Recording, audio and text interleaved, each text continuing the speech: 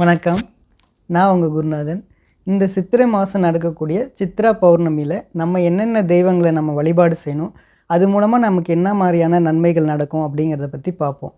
பொதுவாக நம்மளுடைய ஜாதகத்தில் சந்திரனுடைய பலம் நமக்கு குறையும் போது தான் நமக்கு கடன் பிரச்சனை வருது. அதே மாதிரி நம்மளுடைய சிந்தனைகள் சரிவர இல்லாமல் இருக்கிறது, நல்ல மனிதர்கள் நமக்கு கிடைக்காம இருக்கிறது, அதே மாதிரி நல்ல வழிகாட்டிகளும் நமக்கு கிடைக்காம இருக்கிறதுக்குரிய காரணம் என்ன அப்படின்னா நமக்கு சந்திரனுடைய பலம் இல்லாதனால தான். அதே மாதிரி பார்த்திங்கன்னா இந்த சந்திரனுக்கு இன்னொரு பேர் இருக்குது. அதுதான் என்ன அப்படின்னா மனோகாரகன்னு சொல்கிறது.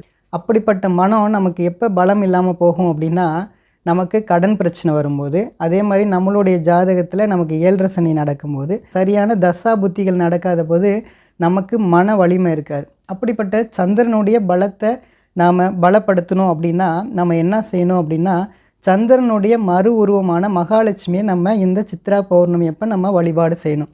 அதுக்காக தான் நம்மளுடைய வீட்டில் சத்யநாராயண பூஜை செஞ்சு இந்த சித்ரா பௌர்ணமி அப்போ நம்ம வழிபாடு செய்யும்பொழுது நமக்கு சிறப்பான நல்ல பலன்கள் கிடைக்கும். அதே மாதிரி நம்மளுடைய கடன் முற்றிலும் குறைஞ்சிடும். அதே மாதிரி நம்ம செல்வ வளம் நல்லபடியாக பெருகுங்க, சந்திரனுடைய பலம் கூடும். அதுக்காக தான் இந்த சித்ரா பௌர்ணமி அப்போ நாம் இந்த சத்யநாராயண பூஜை செஞ்சு வீட்டில் வழிபாடு செய்யும் போது நமக்கு சிறப்பான நல்ல பலன்கள் கிடைக்கும்.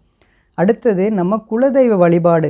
இந்த சித்ரா பௌர்ணமி அப்போ நம்மளுடைய குலதெய்வம் போய் அங்கே பொங்கலிட்டு நம்ம வழிபாடு செய்யும் போது அந்த வருடம் நமக்கு சிறப்பான நல்ல பலன்கள் கிடைக்குங்க. நம்ம என்ன வேண்டணுமோ அது நல்லபடியாக நடக்கும். அந்த குலதெய்வம் தான் நமக்கு இந்த உடலையும் மனதையும் கொடுத்தனால இந்த குலதெய்வத்தை நம்ம வழிபாடு செய்யும்போது இந்த சித்ரா பௌர்ணமி அப்போ நமக்கு சிறப்பான நல்ல பலன்கள் கிடைக்கும். அதே மாதிரி பார்த்திங்கன்னா இந்த சந்திரனுக்கே தோஷத்தை நீக்கிறவர் இந்த சிவபெருமான் தான். அந்த சிவபெருமானை சிவன் இருக்கக்கூடிய மலை கோயிலாக இருக்கக்கூடிய கோயிலில் நம்ம கிரிவலம் வரும்போது, அதாவது இந்த சித்ரா பௌர்ணமி அப்போ நம்ம கிரிவலம் வரும்போது நல்ல சிறப்பான நல்ல பலன்கள் கிடைக்குங்க. அதே மாதிரி முருகன் இருக்கக்கூடிய மலை மேலே இருக்கக்கூடிய முருகன் கோயில்லையும் நம்ம கிரிவலம் வரும்போது ரொம்ப சிறப்பான நல்ல பலன்கள் இந்த சித்ரா பௌர்ணமி அப்போ உங்களுக்கு கண்டிப்பாக கிடைக்கும். அதே மாதிரி உங்களோட ஏரியாவில் மலை மேலே இருக்கக்கூடிய கோயில்கள் எதுவும் இல்லை அப்படின்னா நீங்கள் சிவன் கோயில் போய் சிவபெருமானை வழிபாடு செஞ்சுட்டு வர்றது சிறப்பான நல்ல பலன்கள் இந்த சித்ரா பௌர்ணமியில் கண்டிப்பாக கிடைக்குங்க. இந்த சித்ரா பௌர்ணமி அப்போ மதுரையில் அழகர் வைகை ஆற்றில் காட்சியளிப்பார்.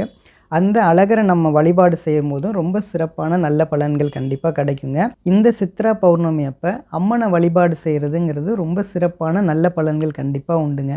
இன்னொரு சிறப்பான விஷயம் என்ன அப்படின்னா சித்திரகுப்தன் பிறந்ததும் இந்த சித்ரா பௌர்ணமி அப்போ தான். சித்திரகுப்தனை நம்ம இந்த சித்ரா பௌர்ணமி அப்போ மனதார நம்ம நினச்சி வேண்டும் போது நம்மளுடைய கெட்ட எண்ணங்கள் எல்லாம் நீங்கி நமக்கு நல்ல புண்ணிய எண்ணங்கள் தோன்றி நல்ல புண்ணிய காரியங்கள் நல்லபடியாக செய்வோம். அது மூலமாக நம்மளுடைய பாவங்கள் எல்லாம் போக்குங்க. நல்ல விதமான நல்ல பலன்கள் கண்டிப்பாக கிடைக்கும். அதே மாதிரி பார்த்திங்கன்னா இந்த சித்ரா பௌர்ணமி அப்போது நம்ம அன்னதானம் செய்யும் போது சிறப்பான நல்ல பலன்கள் கிடைக்கும். நம்மளுடைய வாழ்க்கையில் நல்ல முன்னேற்றங்கள் கண்டிப்பாக உண்டுங்க.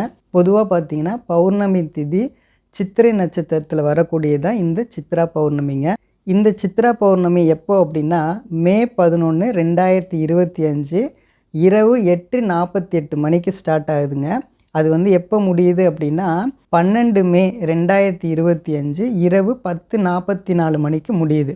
ஆக இந்த காலகட்டங்களில் நீங்கள் சிறப்பான வழிபாடுகள் செஞ்சு நல்லபடியாக பயனடையணும் அப்படிங்கிறத கேட்டுக்கிறேன். நம்புங்க, நல்லதே நடக்கும். நன்றி நன்றி நன்றி.